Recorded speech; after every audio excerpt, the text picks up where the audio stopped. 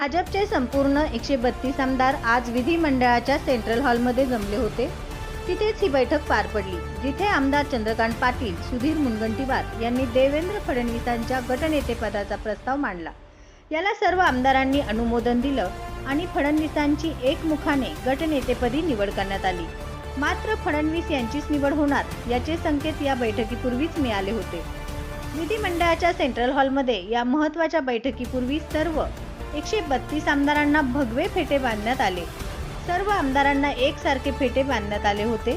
भगव्या रंगाचा हा फेटा होता, ज्याला सोनेरी रंगाची बारीक काठ होती, तर तुऱ्यालाही सोनेरी रंगाची बारीक काठ होती.